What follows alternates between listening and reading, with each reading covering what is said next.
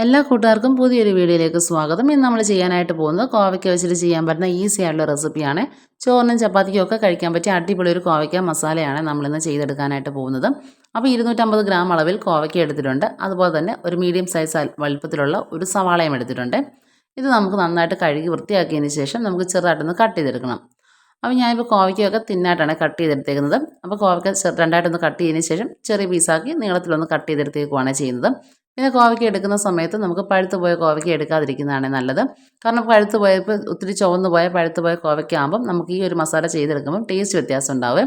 പിന്നെ പച്ച കോവയ്ക്ക തന്നെ എടുക്കാനായിട്ട് മാക്സിമം ശ്രദ്ധിക്കുക. പിന്നെ ചെറുതായിട്ട് കളർന്ന് ചേഞ്ച് ആയതാണെങ്കിലും വലിയ കുഴപ്പമില്ല. പിന്നെ നമ്മൾ എടുത്ത് വെച്ചിട്ട് സവാളയും നമ്മൾ നീളത്തിലൊന്ന് കട്ട് ചെയ്തെടുത്തിട്ടുണ്ട്.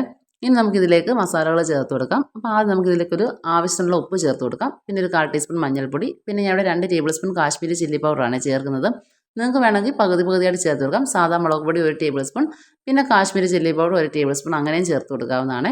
പിന്നെ 1/2 ടേബിൾ സ്പൂൺ ഗരം മസാലയും ചേർത്തിട്ട് നന്നായിട്ട് മിക്സ് ആക്കി എടുക്കണേ. അപ്പോൾ ഒരു സ്പൂൺ ഉപയോഗിച്ചിട്ടോ അല്ലെങ്കിൽ കൈ വെച്ചിട്ടോ തന്നെ നമുക്ക് നന്നായിട്ട് മിക്സ് ആക്കി എടുക്കാവുന്നതാണ്.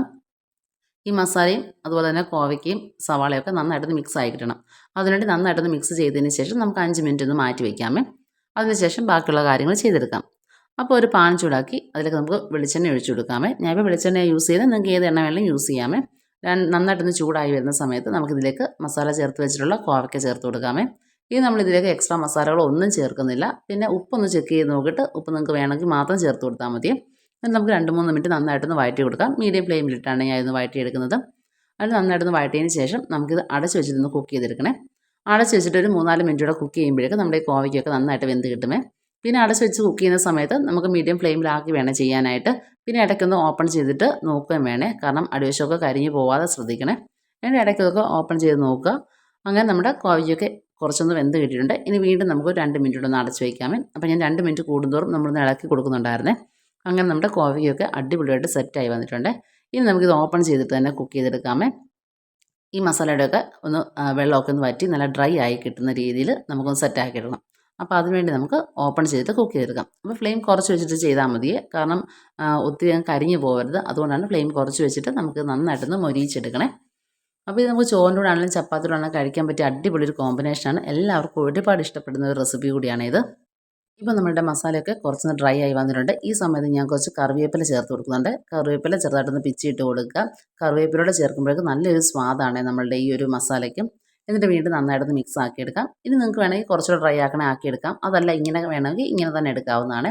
ഞാൻ ഇവിടെ കുറച്ചൊന്ന് ഡ്രൈ ആക്കി എടുക്കുന്നുണ്ട്. അപ്പോൾ ഇത്രയേ ഉള്ളൂ നമ്മുടെ റെസിപ്പി എന്ന് പറഞ്ഞാൽ ഈസി ആയിട്ട് ചെയ്തെടുക്കാൻ പറ്റുന്ന കോവയ്ക്ക മസാലയാണ്. എല്ലാവരും ഒന്ന് ട്രൈ ചെയ്ത് നോക്കുക. ചോറിനും ചപ്പാത്തിക്കും ഒക്കെ നല്ല കോമ്പിനേഷനാണ്.